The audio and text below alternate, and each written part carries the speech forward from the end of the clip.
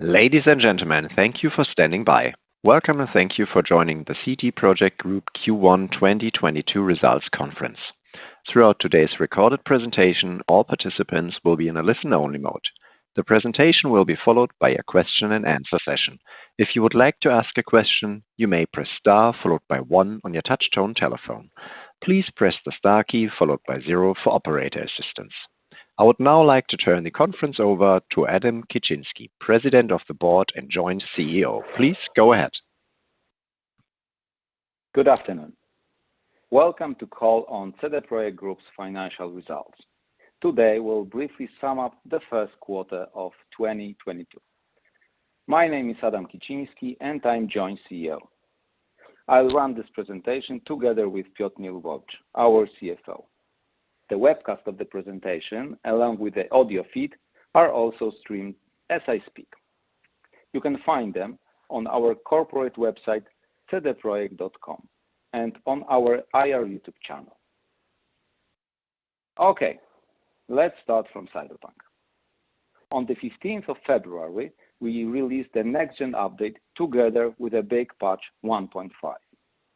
The next-gen update enriches the game with the native next-gen features, making Cyberpunk an amazing next-gen experience. At the same time, patch 1.5, which brings many improvements, was released across all platforms. The impact of the next-gen update and patch is definitely positive, both on game sales and its perception among players. On slide 3, you can see the sales of Cyberpunk for major platforms in Q1. The quarter is divided into halves as we launch the update in the middle of quarter. The material impact on sales and boost on consoles are clear. Although the transition is already visible, we believe that there are still many more console players to be reached. And this is our goal with our next large update 1.6, planned for this year, and then an expansion planned for the next one. Of course, those are to be released on PC as well.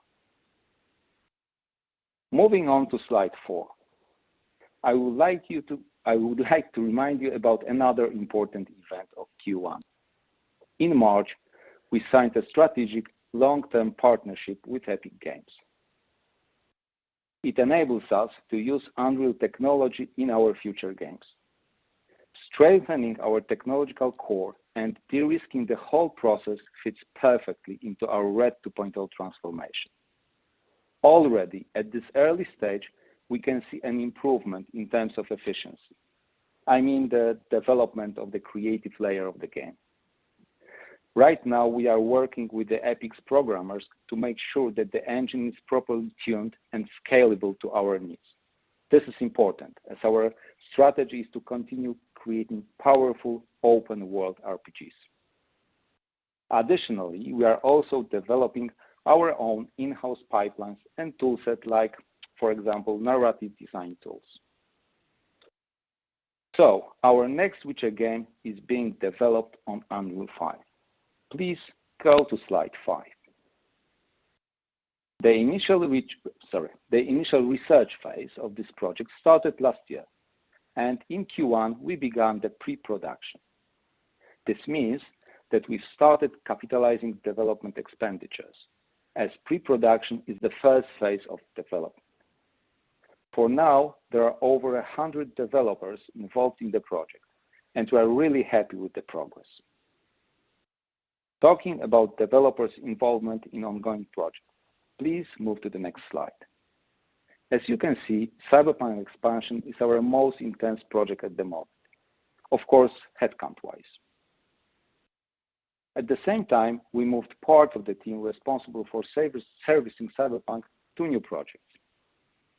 And there is one new thing, a small team finishing The Witcher 3 Next Gen Edition. This game is scheduled to be released in the fourth quarter, this year of course. Let's move on. Now slide 8. We plan 2 releases in the second half of 2022. The first is the anime series, Cyberpunk Edge Runners, which we've created with the Japanese studio Trigger. It will be aired on Netflix, and we believe it will add even more recognition to our newest IP. The second one is the next-gen version of The Witcher 3. Of course, this upgrade will be free for everyone who has already bought the game. Also, in the second half of the year, we'll be launching the marketing campaign for the Cyberpunk expansion. So stay tuned and look forward to some extra news from Night City. Now, let's sum up the financials. Piotr, the floor is yours, as always. Thank you, Adam. Now I'll guide you through our results for the first quarter of 2022. Let's start with the slide 10, consolidated profit and loss account. In total, our sales revenues reached 260 million zloty, which is 9% more than our previous best ever first quarter in 2021. However, what is even more important, the structure of our group revenues was changed towards further increasing the share of revenues from our own products, which stand for the most profitable part of the business. It's also worth mentioning that the comparative period was the time immediately following the premiere of Cyberpunk, when we still observed the high curve of post-release sales of the game. This year, during Q1, thanks to the release of the next-gen edition of Cyberpunk, our revenues from sales of products reached nearly 174 million and grew by 19% versus the first quarter of 2021. At the same time, revenues from sales of goods and materials, mainly representing GOG and our merchandise store activity, decreased. The main measurable reasons for that are, first, revenues booked by GOG on the PC version of Cyberpunk came naturally lower this year, as the next-gen update mostly influenced our console sales. Second, Gwent-related revenue attributable to GOG also decreased after the consortium agreement was terminated. And third, this year, the digital store recorded lower revenues from new releases from external partners, as some of the new releases planned for Q1 were moved to future periods. And also, suspension of sales to Russia and Belarus added a bit on top of the above. Costs of products and services sold amounted to 18 million zlotys. Both this and last year, most of the amount comes from depreciation of past expenditures on the development of Cyberpunk. However, this year, we no longer have depreciation of initial Gwent development expenditures, which had already been fully depreciated by the end of 2021. Cost of goods and materials sold came mostly from GOG and decreased in line with sales, or even a bit more. All in all, our gross profit from sales exceeded 168 million zloty, which is 1/4 more than a year ago. Moving to the operating costs. In 2022, our selling costs decreased to 61 million zloty. The high amount in Q1 21 was largely influenced by Cyberpunk servicing activity, which, as we indicated previously, is to decrease this year. At the same time, costs associated with, broadly speaking, our Cyberpunk publishing activity increased to over 21 million as a consequence of the next-gen release-related communication and promotion. Next slide. In Q1 2022, we also saved on the G&A costs. The decrease was driven by two main factors. First, among others, we included in this line item costs related to the valuation of the incentive program based on CDR stock, which declined due to the change in our estimates regarding meeting results goals of the program, which had been done as of the end of 2021. Second, decrease of early phase research costs related to our future products. That was recorded parallel to the increase of expenditures on capitalized projects in development. Moving further, this year, the result on financial activity was more favorable to us, mainly due to the recent increase in interest rates, allowing us to add over 6 million zlotys to the total result.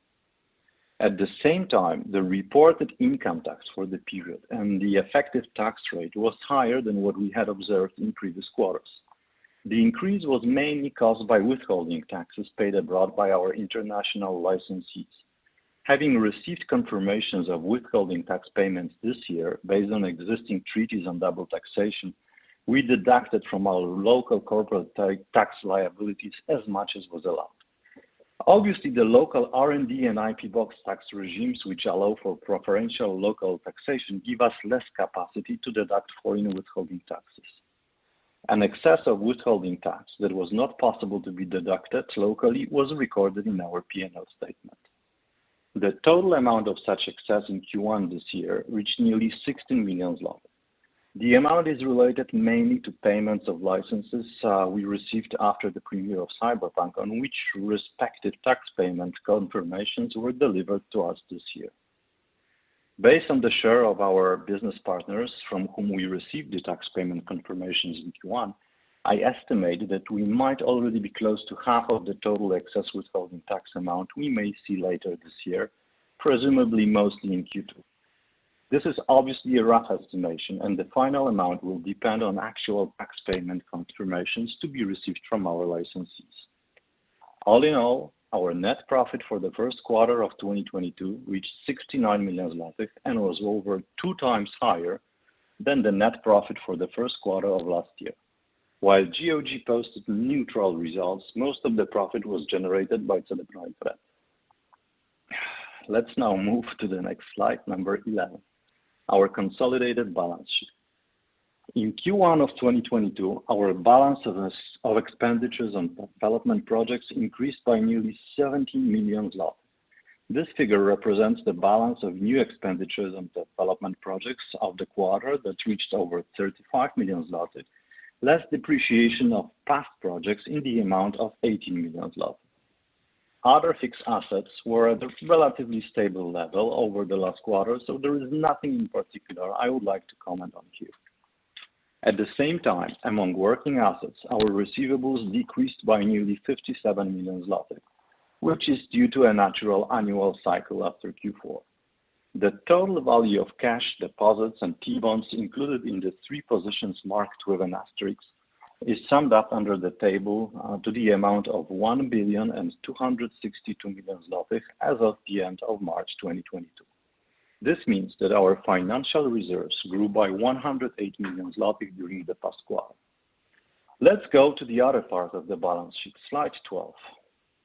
As of the end of Q1, our group equity had a value of nearly 1,960 million zloty and grew by nearly 66 million zloty, mainly driven by our profits for the period. Another change among our liabilities section actually involved liabilities themselves, which increased by nearly 34 million zloty. This was related mainly to CD PROJEKT, its operating business, and purchases of fixed assets done at the end of the quarter, as well as updated revaluation of instruments hedging the currency risk. And this time, there is finally not much to elaborate on our provisions. We no longer have any post-release sales provisions. Cost provisions slightly decreased by nearly 10 million zloty. At the same time, provisions for bonuses, mostly based on our results, increased in line with Q1 profits. The total amount still includes 2021 team bonuses that had not been paid by the end of March. Now, please go to the next slide, number 13. CD PROJEKT's expenditures on research, development, and service of released games, presented quarterly to better show the changes recently happening at the studio. The purple part represents our total costs of servicing our released games, mainly Cyberpunk and Gwent. The amounts related to Gwent is relatively stable, while the Cyberpunk allocation declined, leading us finally to the release of patch 1.5 along with the next-gen version of Cyberpunk. At the same time, the proportion of the team and therefore the total expenditures related to future projects keeps constantly growing. It's represented by both the green slides, early phase research costs, and the blue part, development phase of new projects. And now, our simplified cash flow on slide 14. Cash-wise, 69 million zlotys of net book profit for the period was supported by the nearly 22 million zlotys of P&L included depreciation for the period, 44 million reduction in receivables that we collected in Q1, and 11 million zlotys change of non-financial operational liabilities and provisions. 2 main outgoing cash drivers not included directly in the P&L statement and the adjustments I just mentioned were expenditures on development projects, in cash terms nearly 28 million zlotys, and purchases of intangible and tangible assets. fixed assets. Altogether, our financial reserves increased by 108 million zloty, up to 1,262 million zloty in cash, bank deposits, and T-bonds as of the end of March 2022. And this leads us directly to the recent announcement on the board's recommendation on allocation of results reported for 2021. Keeping in mind our current cash position, planned developments and investments yesterday, the board of CD PROJEKT recommended to allocate 135 million zloty to the reserve capital and to pay out a dividend of nearly 101 million zloty. We continue to believe that dividend is the most straightforward, instant, and democratic way of sharing profits with all the shareholders on the same terms. That's all from me for now. Thank you for your attention. Let's now move on to the Q&A section. Ladies and gentlemen, at this time we will begin the question and answer session. Anyone who wishes to ask a question may press star followed by 1 on their touch-tone telephone. If you wish to remove yourself from the question queue, you may press star followed by 2. If you're using speaker equipment today, please lift the handset before making your selections. Anyone who has a question may press star followed by 1 at this time. The first question is from the line of Ken Rumpf with Jefferies. Please go ahead. Hello, gentlemen. Do you hear me okay? Hello? Yes, we can hear. Yeah. Hello. Okay. Sorry. Okay. So, firstly, I was just going to ask, although it's not a large number, there's still a relatively large team involved in SPOCO, bigger, for instance, I think, than Molasses Flood. I'm just a little bit surprised that that's, as noticeable a part of the total development team as it is.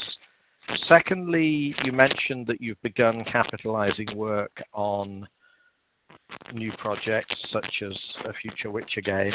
Sorry, did that begin at the beginning of January or during the quarter, sorry? And then finally on working capital,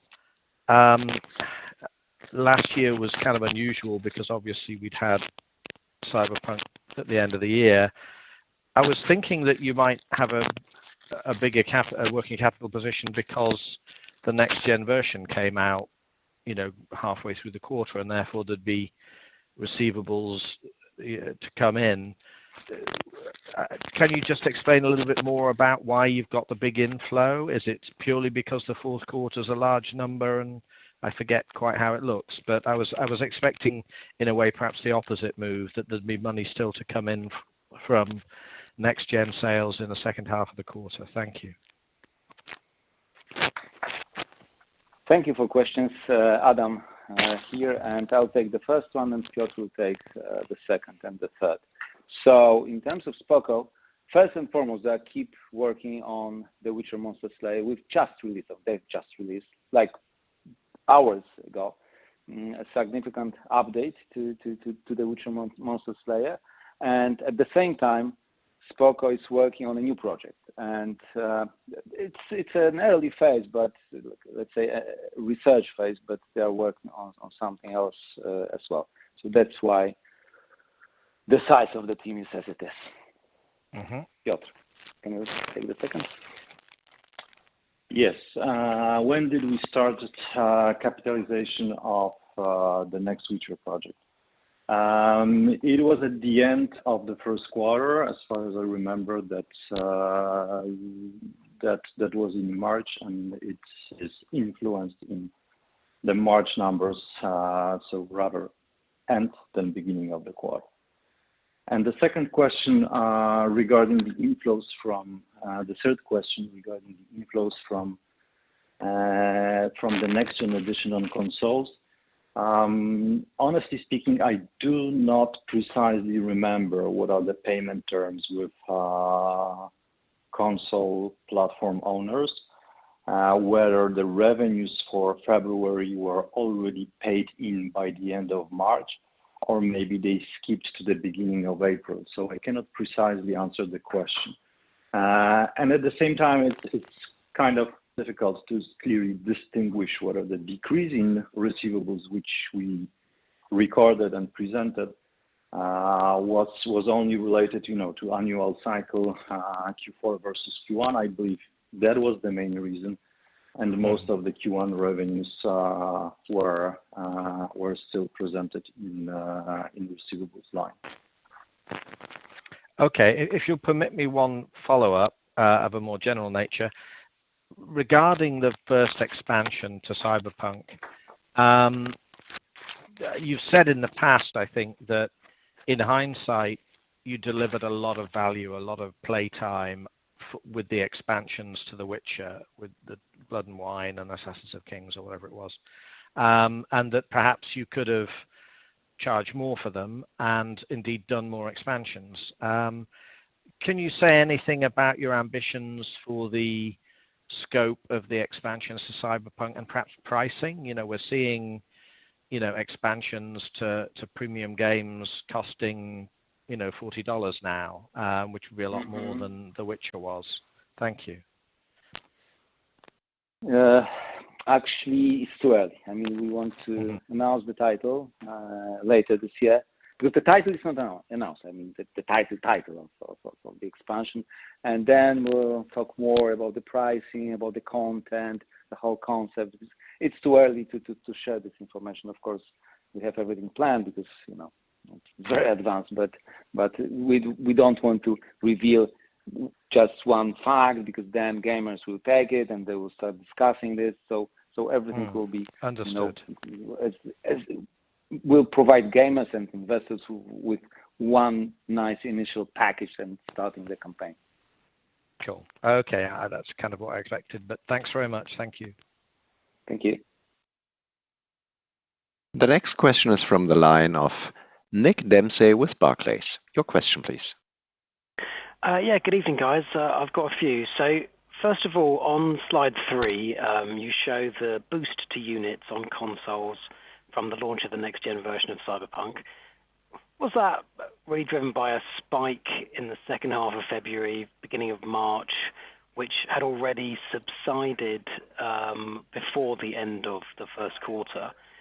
In which case is the kind of run rate of sales in the 2 months since the end of March more kind of along the run rate that we saw in the beginning of the year to the 14th of February, that kind of pattern? I just wanted to give us some kind of color on how that is shaping.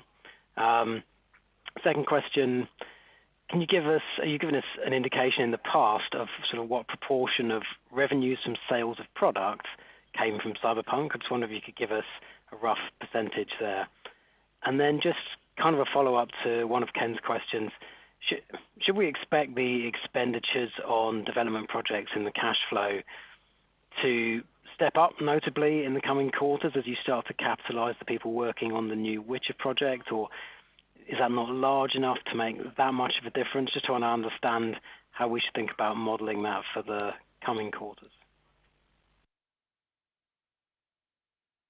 Yes, the first question related to revenues on next-gen version of Cyberpunk, and I would repeat what we already said during our annual conference, that yes, the initial February revenues, they seemed like a natural new release spike, and later on, obviously, the amount of revenues on the next-gen version got stabilized.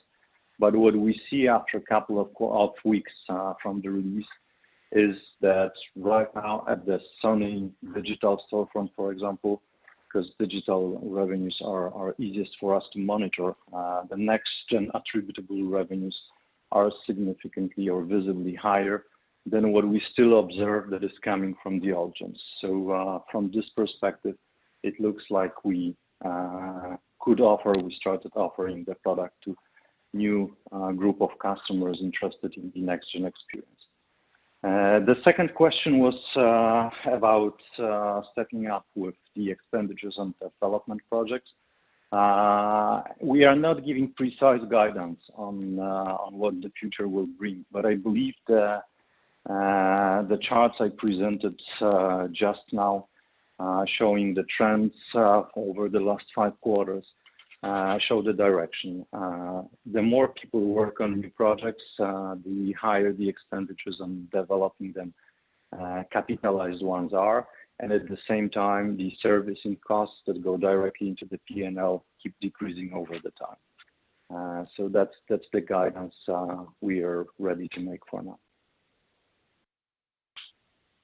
I just had a little question in there about the proportion of revenues from sales of products that came from Cyberpunk. I don't know if you could maybe address that.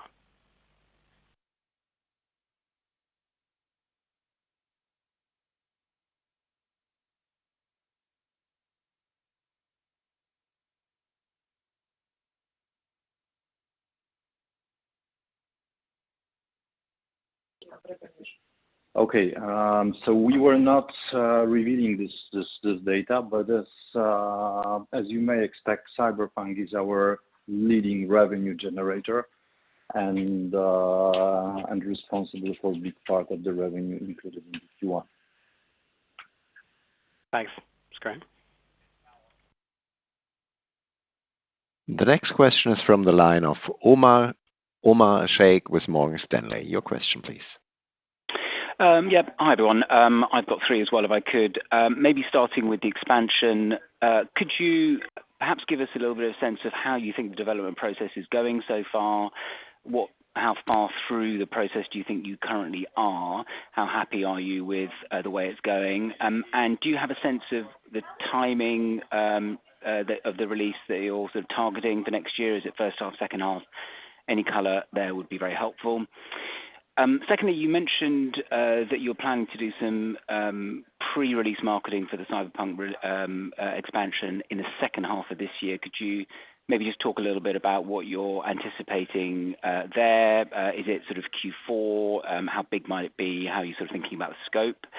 And then finally, just want to ask about the games engine, given your kind of positive comments that you made on the initial experience with Unreal. How are you thinking about how it might fit into your technology plan, if you like, over the next few years? Do you still think that it's right to run two games engines? Does it make sense? Do you think it might make sense at some point in the future to rationalize? Helpful if you get some color on that. Thanks very much. Hi, Omar. Adam on this end. So first two questions are about expansion, one about campaign and one about the production. So I can say that the production is run mostly in Agile, and we see that we see the progress in a different way. So we are happy. We are happy with the production, with how the game is produced. There is still, some time to the finish. So, I'm judging on what we have now. In terms of campaign, I can't reveal anything. I mean, we are preparing to start it, and once the time will come, we'll start. So tuned, but I can't provide you with any more color on this. And game engine. This is the question I can precisely answer. Cyberpunk expansion is the last product based on Red Engine. Any further product will be on Unreal.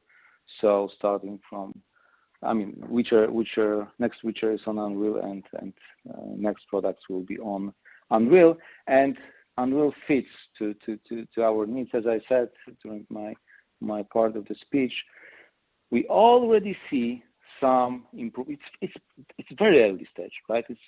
Very, very initial stage, but even now we can see some improvement in processes. And of course, very important part is to secure together with Epic programmers to be sure that Unreal 5 is able to support our ambitions or our designs, and that's the goal. I mean, we share this goal together with Epic. That's why we call this partnership strategic. And at the same time, as I said, we are preparing our own tools on our end, securing very specific features specific to our games, for example, narrative toolset. So, yeah. Okay, that's clear. Thank you for that, Adam. I just wonder if I could follow up on the expansion question. So, could you just tell us when you plan to announce the launch date? So you said you're going to say what the title is maybe this year, but do you think you're going to kind of give us a long lead time, a short lead time, given the experience, obviously, of the main game's launch? It'd just be helpful to get some color there. Thanks. I'm not sure if I can answer, really. I mean, the content of the first bit of campaign is not to be revealed today. So any information about this thing, I mean, I cannot share any information about whether we will announce the title together with the price or with the precise dates. This is something I can't share now. Sorry. Okay, no, sounds good. Thanks a lot for that. Cheers. Thank you. The next question is from the line of Jamie Buss with Berenberg. Your question, please. Hello, guys. Yeah, most of my questions have already been covered, so I've just got the two. At the last set of results, there was a bit of a question about your plans for headcount expansion. It sounds like your headcount was relatively stable. Could you give an update on that? I'm assuming from the increased R&D cost that you've started hiring more, so maybe how that's going and what the plan is for the rest of this year in terms of additional headcount on R&D.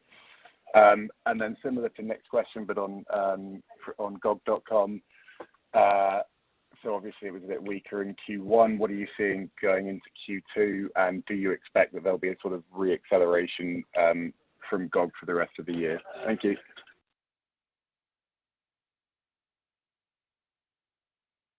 So I'll take the first one. So of course these days, especially in we call it post-COVID, still COVID, but let's say post-COVID era with home office and all changes on the market, attracting and retaining employees are challenging. But at the same time, there are new opportunities. So we started hiring remotely. So our goal is to come back on the path of growth. We have to actually. For now, we are good. I mean, for the stages of productions we have now, we are good. But what we have to grow. Our goal is to develop 2 AAA titles at the same time. So we need more developers, and we have a very solid strategy for this. But this is an internal strategy, so I can share. But we think we have a precise idea how to do that. Piotr, will you take the second, or shall I do it as well? Yes. As regards GOG expectations for the next quarter and the rest of the year, we do not share directly, any guidance on future revenues. Obviously, the GOG works hard on improving the results and on the sales side and on the popularity of the store. A good news, which I can share with you in part, is that GOG contracted with a new supplier of games, and you can see if you dig more into details of the GOG segment balance sheet, you can see an increase of deferrals on GOG sites. This is due to the contract signed and new products being prepared for GOG to be released to customers, and I hope it will influence future revenues and the catalog GOG offers to its customers. Excellent. Thank you very much. The next question is from the line of Matthew Walker with Credit Suisse. Your question, please. Thanks, guys. Thanks for taking the questions. So the first one is, if you're going to start marketing for Cyberpunk expansion in Q4, does that imply that you're going to do the launch in the first half of 2023, or is it like a really small campaign and then it builds through the first half of the year, so it could be in the second half? That's the first question. Second question is, can you give us an idea on the tax rate for the full year in 22 and 23? And then use of the Unreal Engine, do you think that that speeds up the next Witcher game, or does it slow it down, or it doesn't really make any difference? Hi, Matthew. Adam here. So I'll take the first one. We haven't said that we will start in Q4. We said in the second half of year. So and really, I'm repeating myself, I know, but no further details is to be shared today in this regard. We are eager to start talking about our next title. Really eager, because we were fairly silent for quite a while, but we want to wait till the moment we are ready, and we'll start it. Piotr, the second is yours, I guess. Yeah, the second is regarding tax rate for 2022 and 2023. Again, it's a question about the future. And Polish tax regulations are really complex, and we are not guiding on what preferences we will be able to use and to what extent. On top of that, there is the withholding tax issue. But in broad terms, I would say that the standard tax rate in Poland is 19. The preferential IP box tax regime allows us to tax our corporate incomes in 5%, so the effective tax rate should be somewhere within the brackets. And Adam is here back. And the third one is, it's easy to answer. That I wouldn't expect any major changes in the pace or in the length of production, but I truly believe that with Unreal we can run production in a much smoother way, and then with a huge support from Epic, technical support, and we can be more focused on our non-technological creative layers. So I expect that the process will be much more secure, predictable, and run in a nice manner. Briefly in the same time bracket, but at the end with much more secure final effect. Okay, thank you very much. Thank you. Ladies and gentlemen, for all listening via telephone, if you would like to ask a question, please press star followed by 1 at this time. The next question is from the line of Matti Littunen from Bernstein. Your question, please. Hello, good evening. Just one left on Gwent.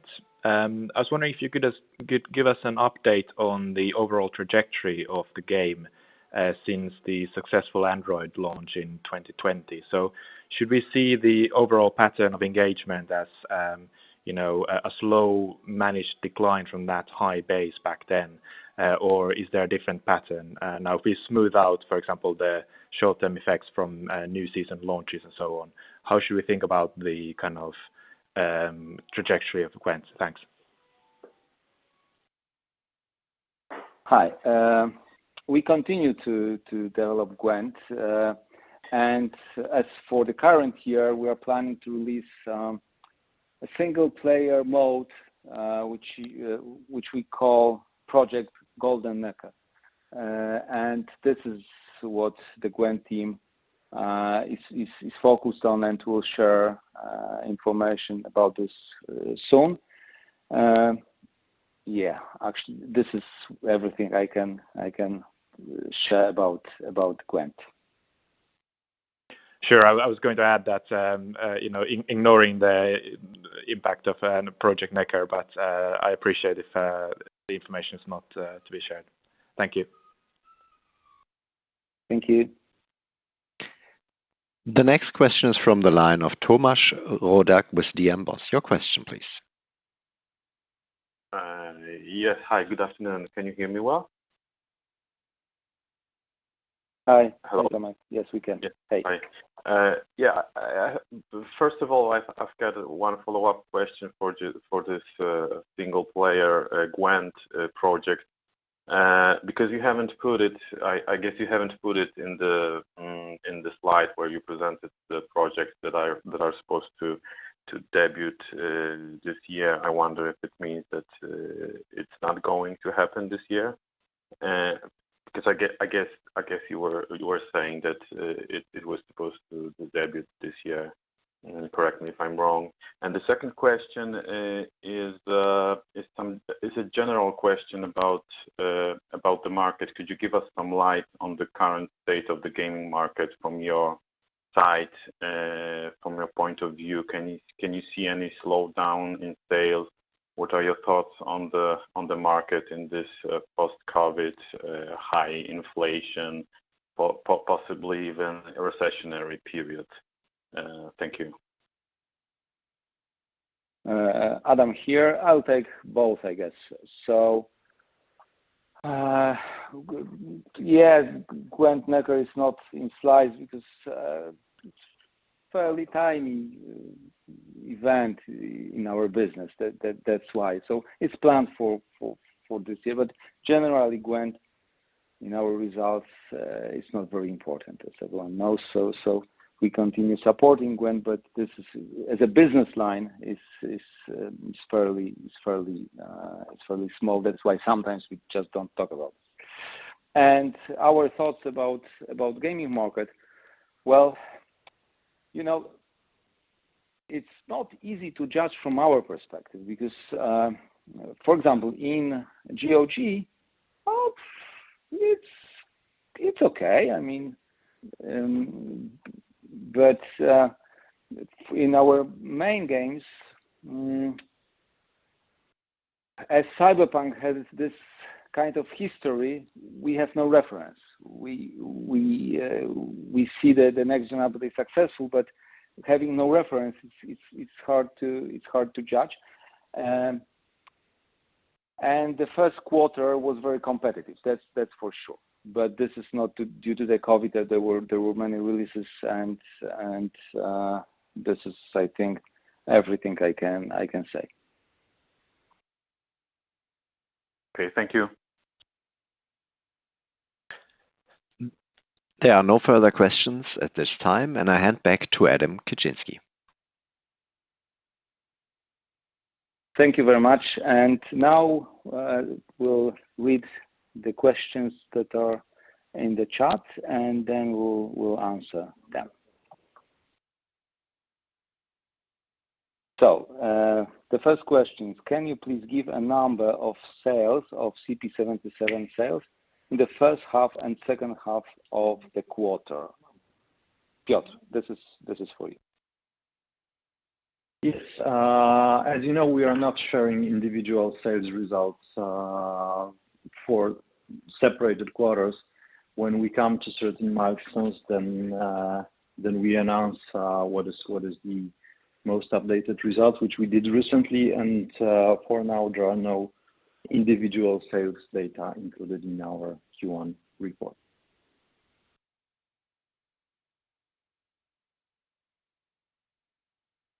The next question.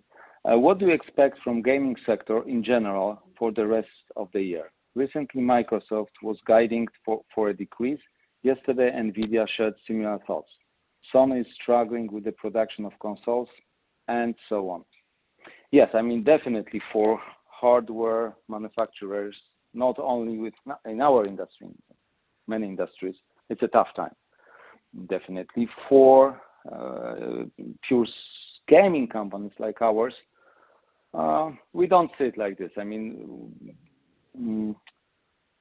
in our case, especially in case of Cyberpunk, everything depends on how we'll launch next patch, how we'll start the campaign of the expansion, how the sentiment around the game will be changing, and this is much more important than the general situation on the market. Same with Witcher 3. It's about how the next gen version of the game will be received by gamers. So it's more is in our hands, and more depends on will deliver.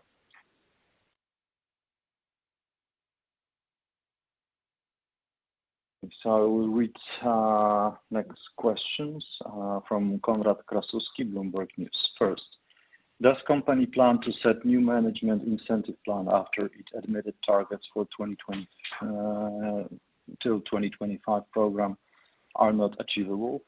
Second, how do you perceive consolidation driving global gaming industry after sentiments to computer game studios weakened? Would CDER be interested in larger deals given its vast cash reserves, or you stick to your previous approach to be very selective only? And third, what is the situation with wage pressure in the industry in Poland and elsewhere amid inflation? How difficult it is to get employees? What trends can you see? How difficult it is to keep developers at work? So the first question was about the management incentive program. I wouldn't name it management, but in general, the incentive program based on our stock. Yes, we analyze different options and we evaluate what could be the next incentive program for the CD PROJEKT Group. But as for now, this is still a work in progress and no specific decisions were made. So we work on it and we look for the best suitable solution for the group. Piotr, I'll take the second and the third. So in terms of consolidation, of course, we see what's happening, but we're really focused on our internal plans, and that's the key. I mean, to deliver our strategy to make it even more ambitious. And in terms of deals, I think we'll stay being very selective.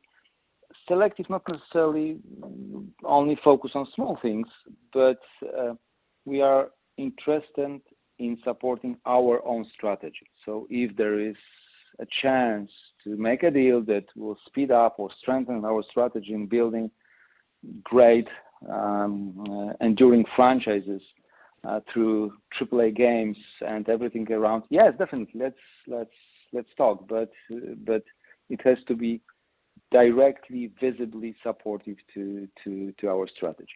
And the third one was wage pressure. There is a wage pressure. Yes, there is especially the very new phenomenon of working from home, which makes things a bit different, a bit new, because some people can work from Poland having Western salaries. It's already happening. We don't know if it's a new trend or just a temporary phenomenon after COVID. And we introduced a new model that will allow to work people from home if they fit and if it fits to what they do. And it's opportunity on the other hand as well. So we can hire more and from more regions because we don't have to bring them here to Warsaw or to our other hubs. But we see wage inflation. But I have to add one thing. In our business, in AAA business, it's less about costs. Of course, we have to keep them under control and so on. But our goal is to deliver great games. And then when we are successful, then sales is, return of investment is so huge that wages, which influence cost of production, are less relevant to the final P&L of the type.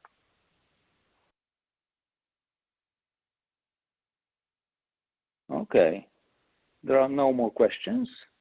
So thank you very much, and see you, or let's hear you on the H1 results at the end of April, right? No, sorry, August. Sorry, end of August. Bye. Ladies and gentlemen, the conference is now concluded and you may disconnect your telephone. Thank you for joining and have a pleasant day. Goodbye.